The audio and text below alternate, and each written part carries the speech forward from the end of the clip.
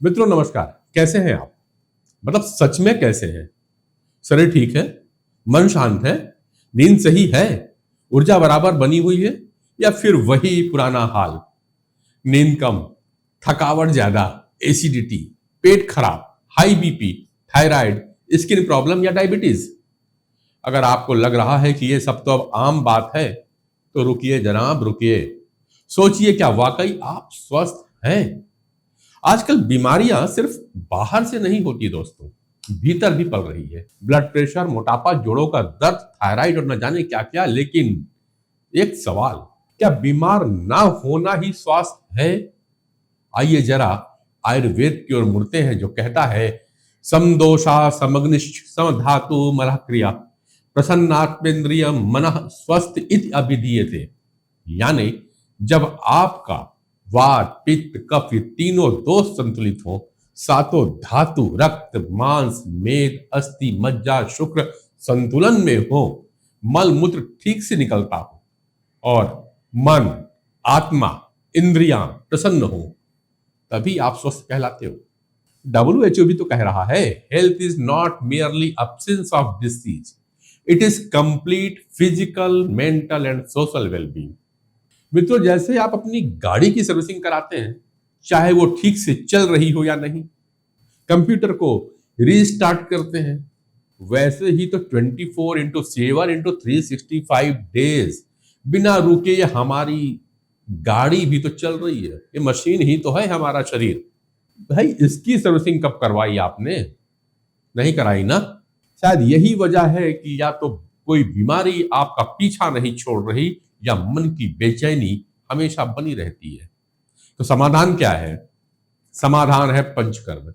दोस्तों, आयुर्वेद में दो प्रकार की चिकित्सा पद्धति बतलाई गई है। एक शमन चिकित्सा है, मतलब लक्षणों को दबा देना, जिसमें एलोपैथ और मॉडर्न मेडिसिन भी काम कर रही है।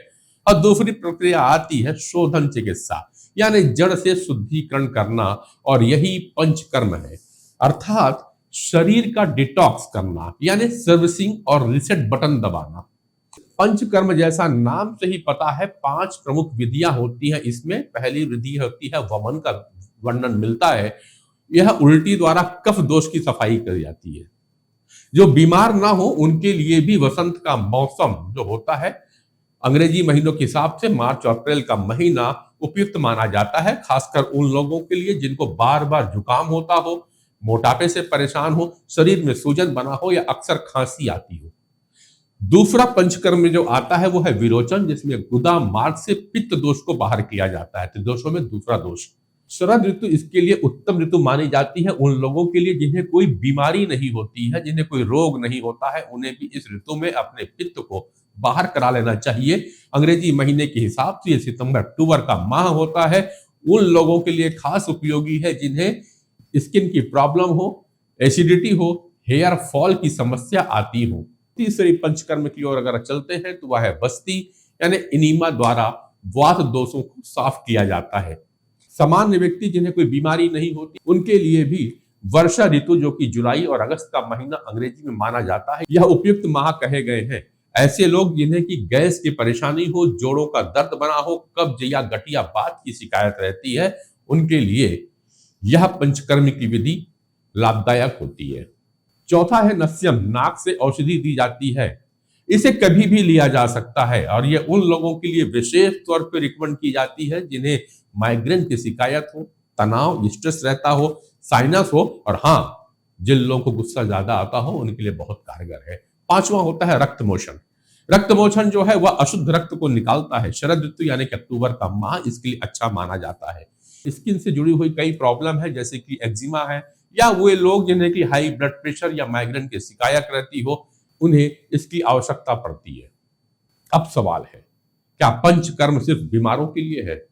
अगर आप पूरी तरह से स्वस्थ भी हैं, तब भी साल में एक बार पंचकर्म जरूर कराइए। टॉक्सिन बाहर आ जाएंगे, आपकी ऊर्जा और बढ़ेगी, बीमारियां दूर हो जाएंगी, चेहरे में निखार आएगा। ठीक उस तरह जैसे आप साल में कम से कम एक बार अपनी गाड़ी की सर्विसिंग तो जरूर करा लेते हैं।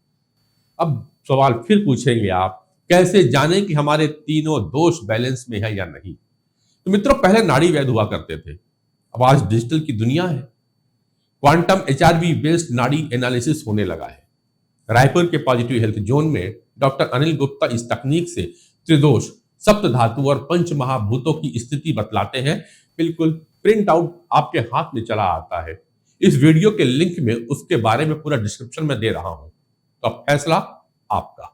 दवाइयों के भरोसे ही जिंदगी काटनी है या अपने अनमोल शरीर को रिबूट करना है?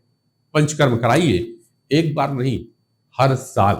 प्रकृति को समझिए, शरीर को सहेजिए, हेल्दी रहिए, एनर्जेटिक रहिए। वीडियो अच्छा लगा हो तो लाइक भी करिए, शेयर करिए, कमेंट करिए और हाँ, सब्सक्राइब करने में कंजूसी मत करिएगा। आपका स्वास्थ्य आपकी संपत्ति है। फिर मिलेंगे एक और उपयोगी और असरदार विषय के साथ। तब तक स्वस्थ रहिए, खुश रहिए और आयुर्वेद अपनाइए।